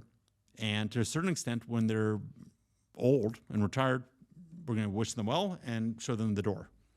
Okay, it's not really a place where people retire. Okay, this is a place where you work and build and have your family, and then later on you go somewhere. All right, and that's their model. All right, so where does blockchain and crypto and all this other stuff fit in here? Well, this represents investment. This represents being on the cutting edge. This represents local employment. This represents all the usual things that technology-related foreign direct investment implies. And Dubai has a real opportunity here, which, unfortunately the war is happening with Russia invading Ukraine, but that has caused a lot of Russians and a lot of Ukrainians to leave and look for other places to set up their businesses. And a lot of Russians and Ukrainians do IT and they do crypto and they do blockchain. So why not take them, their money and their smarts and their families and bring them here so that they can, make villas on the Palm extremely expensive. That's why we've seen this rising prices in real estate here is just it is unbelievable. Nuts. I mean, people, and also the question is, where do you? Yeah, it's nuts. I mean, everyone's coming in here with their buckets of cash and they want to bring their family here and they want the golden visas. And one way you can get a golden visa is spending enough on real estate. So yeah, it's really pumping right now. Whether it's going to stay pumped, I don't know. No one knows. Everyone says different things. Yeah. But it's just part of the national strategy. So Dubai and other countries do it too. Like every offshore jurisdiction, I'm using that in quotes because we're obviously not off ashore here, but every offshore jurisdiction like the Caymans or Malta or Hong Kong or Dubai or Isle of Man or Bahamas, they all want to do the same thing. They all want to provide services. They all want to put in favorable tax and trade regimes. They all want to provide physical safety. Dubai is interesting also because it's adding such a massive tourist and lifestyle play. Exactly. So it's really, it's amazing. I mean, you've been here a long time. You've seen buildings sprout from nothing, right? Yeah, absolutely. And this element is very important because, okay, I have strategies to absorb your capital here, right? Mm-hmm. I'm giving you a playground where you can develop your businesses. Mm-hmm. But in the same time, Dubai offers you this lifestyle, right? A society level where you can just, relax and being like whatever you want to do, you can do. Yeah. Of course, there are certain rules attached. We are not in the jungle here, but everything is just, it's up to you. Like you have in terms of luxurious places, right? There is no better place to be. Then everything is clean, everything is safety. No one has, a touch with you. Never. No one bothers you. No one talks to you in a bad way or something. It's not allowed even, right? So all those things make your life peaceful. Like you are literally just thinking about how to spend your day. Isn't it great? It's just beautiful. Yeah, you don't have to watch your wallet. You can just. And then outside is 35 windy. Is like absolutely paradise for my side. I think there is no other place to be, and that's why the offer is so powerful because it gives you all those elements in place, not only just business wise. Yeah, I mean, I'll give you a little anecdote. Yes, Dubai is compelling. So I was in Europe this summer, like I mentioned, and we spent time in Germany, and I love Germany. But it's funny because I have an image of it in my mind, and then there's a reality of it on the ground, and you don't feel the same physical safety there that you do here. Like I would never leave my phone on a table to hold it, right? It's kind of crazy. And the bizarrest thing is some places don't take cash at all, and some places will only take cash. It's like this weird parochial economy. It's something to do with avoiding taxes there or something. Like every little place is, you have to have cash and your credit card. And sometimes, then they won't accept this credit card. Some of them don't even know what Apple Pay is. Like I discovered Apple Pay here in Dubai. I guess I was slow, but it's just, now I use it everywhere. And I've gone abroad and gone to people that have their little remote device and they don't know that it works with Apple Pay, and then I do, and they're like, "Oh, wait, I didn't know it could do that." I kind of had this image of Germany in my mind as this hyper technical, hyper organized, everyone's tall and beautiful, getting stuff done. We're gonna build a dam in 5 days. Just watch us. And unlike China, no one's gonna die. It's not that right now. It's kind of stagnating, and you can see it, and you can see it in other countries also. So, yeah, if you want to get stuff done, I think I don't agree that there's nothing new in those countries. They are what they are. But if you're at a certain point in your life and are looking to accomplish certain things, this is a great place to do it. And there's a massive influx of Europeans, to your point, once they learn about Dubai, coming here because they're sick of those crazy European taxes going to pay for things that they don't want.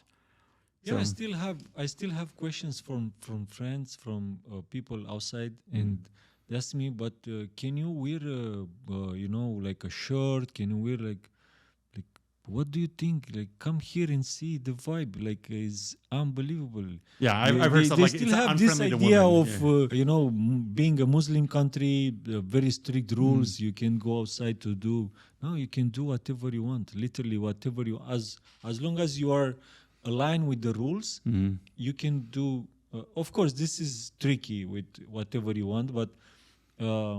In the same time, it has to be this respect attached for their society, because I live in your house, right? Like you say, here is the sofa, here is the TV, you have the cocktails here, open the windows, do whatever you want, live your life, as a homeless. I'm taking you and give you this environment.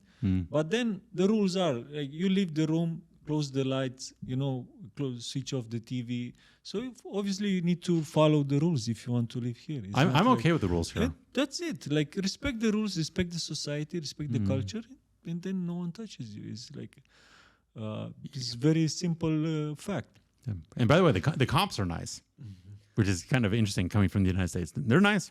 You ask them for directions or say, "Hey, what's up?" They're polite and cool. It's normal. Awesome. The vibe is awesome. Do you want to talk about artificial intelligence? I know that. I know that was an exciting topic for us. This one is going to be the next question. So the one staying in this part with the development, right? Sure. The speed of light in the region. Obviously, the AI is playing a huge role. My question is, you being a crypto lawyer, right? So are you afraid of AI taking place and actually throwing you out of the market because your demand, the demand for your service is going to drastically decrease? No. Like, instead of just coming to a crypto lawyer, maybe I just have a conversation with my personal AI, asking about the regulations and jurisdictions, and that's it. I'm not concerned. The reason I'm not concerned is because there is a certain class of lawyer that's under threat. That's a class of lawyer who doesn't have social skills, doesn't speak publicly, doesn't have client management skills, and is just focused on finding out the answer, doing research, and drafting documents. And I did that for a long time, and it's great, corporate law and everything else. And that's a valuable skill set that I don't know if AI will take over, but AI will certainly nibble at. Okay, I think AI is a great lawyer until it goes wrong. Then you can't sue them or can't talk to them, or then you got a problem. Like, how are you going to hold them accountable if they give you?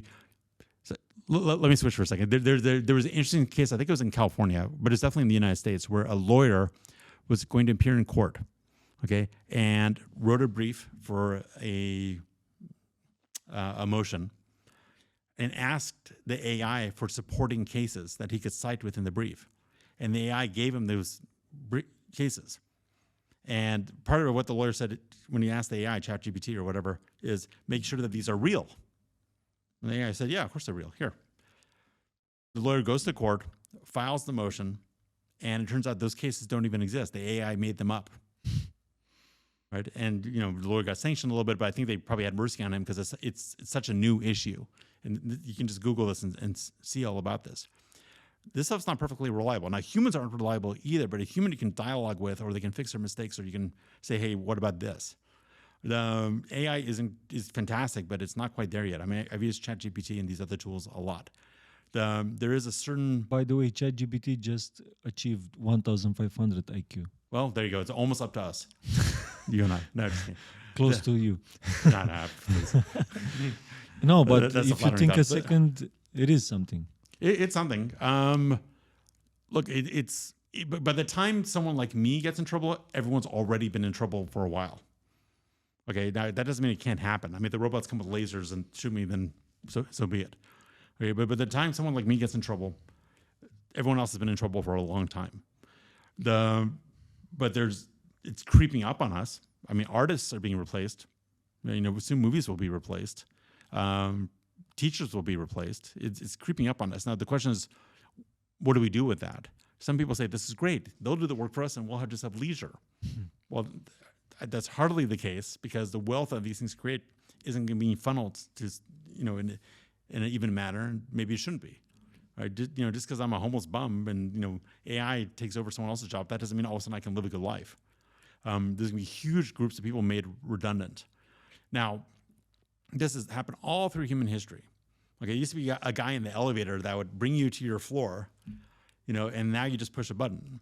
Okay, and now the front desk sends you up. We were just used to that. We would think it was strange if someone was when the elevator was bringing us up and down.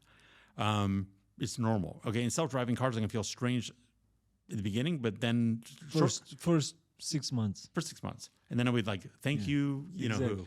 Yeah. Just like Uber felt strange the first time I took it, now it's like I can't live without it. So humans adapt, but the challenge here is that the technology with AI is improving so quickly that it gets out of our comfort level for change. That's number one. And number two is it's attacking those kind of jobs and skills that we thought in our ignorance were exclusively human. Like, I think everyone could imagine an automatic elevator where you don't need a person in there and you can just push a button. What we have trouble imagining is an AI artist or an AI lawyer or an AI doctor, because it raises the question of what's left for us. And ironically, certain physical skills may be what's briefly left to us. So maybe the blue collar, physical craftsmen are going to be safe for a while. But I don't know. I mean, eventually we're going to have robots with high dexterity who don't make mistakes, that are powered by AI, that learn and work together and share their information and grow. Then we're all, me included, we're all going to be out of a job. And the question is, do we survive? The thing is, the more comfortable we become, the more place they will take, right? As tools, as AI itself, right? Sure. In our lives, right? And then the more exposed we are. Because at one point we can see, we had here Bilal Sabuni from GuidePoint, the world's leading research company. And he said, most probably the next pandemic one will be digital. Like, imagine a world where AI is playing a huge role and suddenly nothing is working. That can happen. I think. Look, What do you think in this exposure that we put ourselves, like, using AI aggressively in almost everything? This is the whole matrix thing. There's levels of threat. I think it's unless someone makes it that way, I don't think AI is going to be like, I want to kill all humans. I think someone would have to make them that way. They're not going to do it intentionally. Now, a government may do that. China may say, I want to kill all the United States, or show me a way to make the U.S. fall apart without them realizing it was us who did it, which is what they're doing now anyway. There's that kind of nation-state danger. And there's the danger of autonomous weapons. These drones that have brains, decide they don't like this thing, they do like this thing, and they go kiss this one, and then boom. And then swarming, which we'll have no defense against. So sure, there's huge danger with this stuff, huge. The AI threats I see as a little bit more likely or more immediately our problem are what you're saying. They're subtle threats. Okay, what if there's a classic example, which is, what if you tell an AI, I want to put a smile on everyone's face? Well, fine, the AI goes around and staples everyone into a smile like the Joker. I mean, it's doing literally what you asked, right? But now it's not interpreting what you meant the way you meant it. Now, at some point, AI will get smart enough to understand what we meant, not what we said, but what we meant. Right? That'll be interesting. And then the question is, what does it do with that? There's the thread you mentioned, which is AI coming into our lives via convenience and us becoming dependent on it. But we're already dependent on machines and technology. That was the whole Unabomber thing, Ted Kaczynski, trying to stop that process. We're already, if there's an EMP pulse, we're gone. We cannot sustain this level of population, especially here in the hot Middle East, without electricity, without machines, without air conditioning, without all that stuff. So we're already in places we couldn't live otherwise, at populations we couldn't already have. I mean, if all the machines went away, we'd be down to 100 million people on this planet in 2 seconds. So I think and by the way, if we stop using machines, what happens to pacemakers and medicine and everything else? So we're already there. Okay, the point is, I think, to make our systems intelligent and resilient, and understand we can't go back. Right? We can't go back to the Stone Age. We can't go back to Middle Ages. This is the main thing. Yeah. This is the main element. We can't go back. We will be going only forward. And from here, we need to understand that it's at a decision at the individual level that if you don't accept it, it's up to you. But I mean, it's not up to you if it's coming or not. It's up to you if you want to adjust or not. It's up to you, but if you want to have any sort of life, you're going to have to adjust. That's the way it is right now. Just like, there's very few people who can live life without their mobile phone. Okay, people might not like it, or very few people can live without email. Maybe you can live without Instagram, but it's very hard to live without a phone. Even religious sects that don't want to see anything bad have dumb phones, so they don't have a screen with things that they don't want their kids to see. But at this point, you kind of need a phone, because transit, you buy your ticket for the train using your phone, you make your medical appointment using your phone, you learn another language using a phone. It's just, how do you not do it? So there's a lot of people who I was actually late to get a phone, by the way. Yeah, but imagine this scenario, because so far we live in a society and in a humanity level where if you want to relocate yourself to United States, right? Mm-hmm. You need to learn English, right? Not immediately. I mean, let's make it simple. You need to. It's better to learn English. Order water. You need to eat. You need to do basic stuff. So you need to be able to communicate in the local language, right? Yes. Assuming that no one knows other than local language there. So with the new technology, AI, you can just speak whatever language you want. I thought you were going a different direction with that. It's interesting. So there's communities in the United States. This one is going to create a very hard addiction, because you will be totally dependent on this kind of technology. Yes. And by the way, when it speaks for you suppose you only speak Arabic. I'll just choose it because we're here. Yeah. And you come to the U.S. and most people around you are speaking English, and some of them are speaking Spanish, which is the way it is. All right. You have a couple choices. If you're motivated or a certain age or whatever, you'll learn English. You'll learn it through immersion. You'll take some classes. English is a second language. You'll start speaking with people. You'll pick it up over time. Okay, I don't know what you were born speaking, but you speak English. Yeah, I'm learning German right now, and there's in my brain this wet piece of machinery in here that is not totally young anymore, is trying to pick up a foreign language. Okay, and it's kind of fun, but it's an effort. And when I was in Germany, I could either talk English with my friends or speak English with the Germans, because they all speak English, or I could try to go into German. So it's rough, but it works. If I had an instantaneous translator, so that everything I said, they heard it as German, and everything they said, I heard it as English, I wouldn't have the motivation nor the material to learn, because I wouldn't be hearing them in German. I'd be hearing them in English. Right? I would have an extremely convenient life. And it may be perfect. They may hear my voice speaking German when I'm speaking English. It may not sound weird or robotic. It could just be a real life experience. But it would deprive me of the opportunity. It's tricky. You got to make individual choices. But some things with AI and technology and everything else are just going to be, it's not going to be a choice. It's not going to be a practical choice. You're just going to have to do it. Absolutely. Because the AI offers will be so no-brainer not to take it Mm-hmm. that you can literally. I mean, why you should be paying for classes, driving half an hour to the studio to meet that teacher or something when you can just have it instantly on your phone in any language in 190 languages, and you can have meetings with all your partners all around the globe in any language you want. Done. Yeah. Like that, this offer is literally unbeatable, Now, and now that's that- the power. That's the power behind. that's the part behind it. Now imagine the next one. There's This is people what's or coming. companies you want to interact with. They face you using an AI interface. And if you want to do business with them, you have to use that interface. That's not even a choice anymore. Suppose the power company only communicates through AI-powered chat.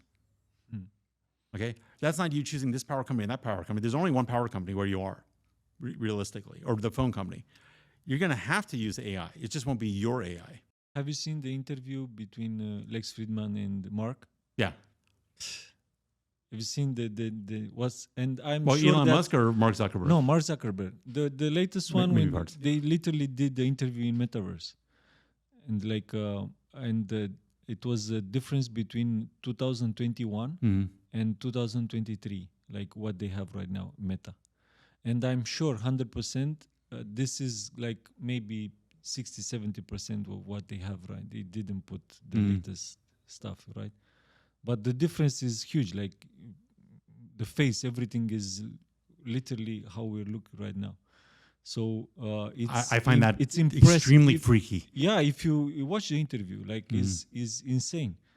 And then you see those kind of things, and it's coming. It's coming, and is not something that you want to happen or not. It's just you adjust or bye bye. Like you'll live under the rocks. I have a deep visceral reaction against metaverse because I don't want to be in some kind of matrix-like simulation. I like real life. Okay. Obviously, all of us, but Well, I don't know about all of us. It could be a generational thing. If you grow up used to something, maybe it's okay. Kids who play video games all the time, what's the difference? But for me, I like walking around. I like trying new restaurants that I see on the street. I like meeting people in person. Thank you very much. I appreciate being here. Right? We could do this in the metaverse. To me, that's a poor copy. But then again, we're doing Zoom all the time also.